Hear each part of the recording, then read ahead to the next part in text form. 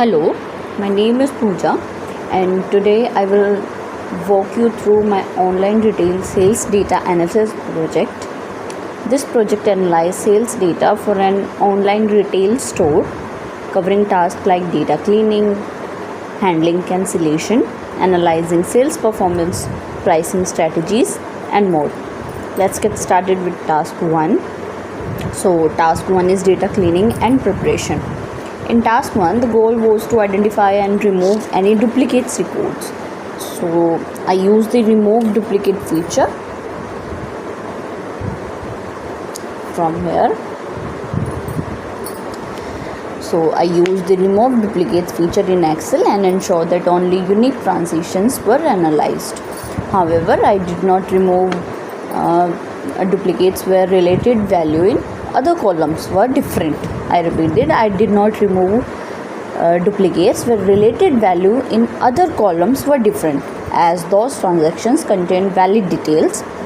This step ensured that the dataset was ready for analysis without any redundancy. So my next task 2 is about handling cancellation. In task 2, I identify cancel transactions by adding a cancellation flag if the invoice number started with C. It indicated a cancellation. Using the left and if function, as you can see in the formula bar, I flagged these records. I then calculated the total value of cancelled transaction here by multiplying the unit price and quantity and summing the results for all cancelled transactions using the SUMIFs. This allows me to see the financial impact of cancellation on the business. So let me take you through my task 3. Task 3 is about sales performance. In task 3, I analyze the sales performance by each transactions, focusing on the total sales and quantity sold. Total sale and quantity sold. To achieve this, I created a pivot table where I use the invoice number as the raw field. This allows me to break down the data transactions by transaction, showing each sales separately. For the values, I used sum of total price. This calculates the total revenue generated by each invoice, which gives insights into how much each transaction contributed to overall sales. Then sum of quantity. This sum of the total number of products sold for each invoice. It's useful for seeing which invoice involved the highest product quantities. With this step, I can easily identify which transactions were the largest in terms of both revenue and quantity. This helps in determining sales performance at the invoice level, which is a key step in understanding overall sales trends. This approach provides a foundation for further analysis, like identifying top selling products or high revenue transactions. So my task 4 is about pricing strategy. In task 4, I focused on understanding our pricing strategy by identifying transactions with unit prices that are above 90th percentile, and the value of 90th percentile is 7.95. So this helps highlight premium products or transactions where customers are paying significantly more than average. First, I calculated the 90th percentile value for the total price using Excel's percentile.inc function. The 90th percentile represents the price point below which 90% of the transactions fall, and anything above this value is considered a high-end transaction. Next, I created a new column to flag each transaction based on whether its total price is above or below this 90th percentile value. This column makes it easy to distinguish premium transactions from the rest. And now it's time for task 5. Task 5 is about customer analysis. In task 5, I focused on identifying our top 10 customers based on total spending. This helps us understand which customers are contributing the most to our revenue, allowing us to target them with special offers for loyalty programs. To achieve this, I created a pivot table like this, where I use the customer ID as rows and the total price as values. This gave me the sum of total spending for each customer. Then I sorted the total price in descending order from here like this. As you can see, it's done.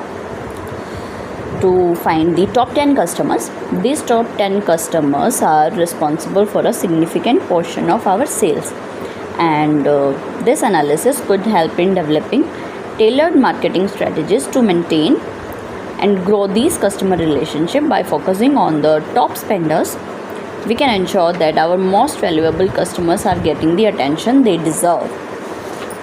So it's time for task 6 now. Task 6 is about temporal sales trends. In task 6, I analyzed the sales trends over time to understand how sales fluctuated month by month. For this, I first extracted the month from the invoice date column here to group sales by month. Then I created a pivot table like this, where the month and year were rows, and I used the total price as the values to sum the total price. Sum the total sales for each month. This allowed me to see how sales varied over the 2 years, 2009-2010. To visually represent the trend, I created a line chart like this. The chart shows how sales peaked in November 2010.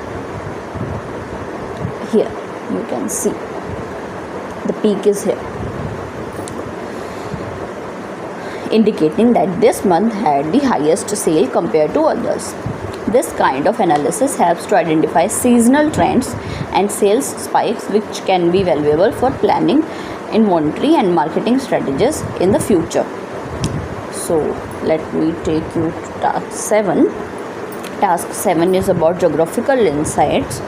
In task 7, I focused on analyzing the number of transactions across different countries to identify where most of our sales are coming from. I created a pivot table with the country column as rows, you can see, and the invoice number as values. Counting the number of transactions per country, this gave me a clear picture of how many transactions occurred in each region. To better visualize this data, I generated a column chart alongside the pivot table. The chart revealed the United Kingdom had the highest number of transactions. You can see. For surpassing our other countries, this insight shows that the UK is our biggest market, which can guide us in marketing more targeted business decisions, such as focusing more resources on marketing in the UK or analyzing customer behavior in that region. So now my task 8 is about product return rate. In task 8, I calculated the return rate. I compared the total quantity ordered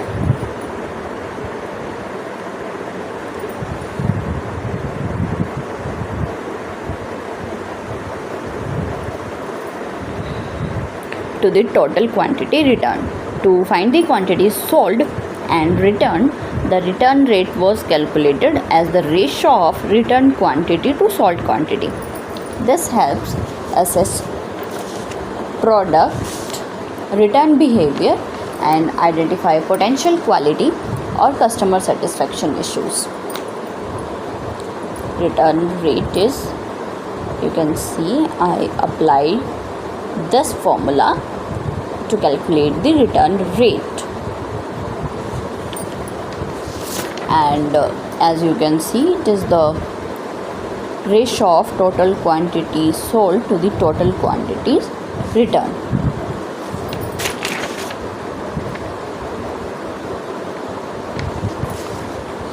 So now my task 9 is about data segmentation for marketing.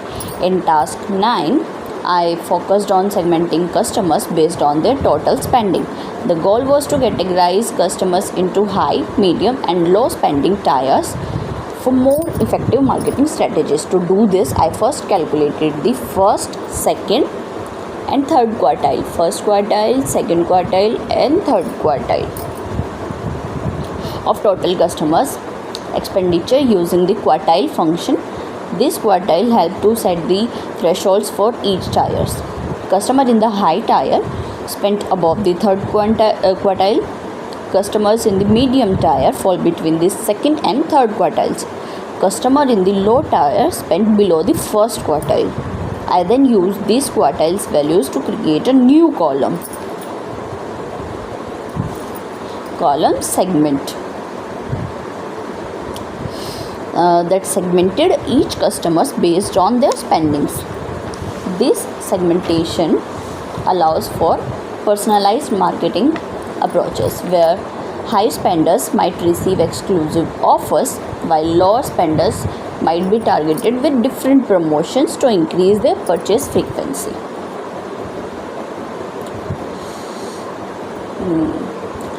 I also created an interactive dashboard to summarize the key findings. This dashboard includes total transactions, total cancelled transaction, total valid transactions, maximum sold items, total sales, charts.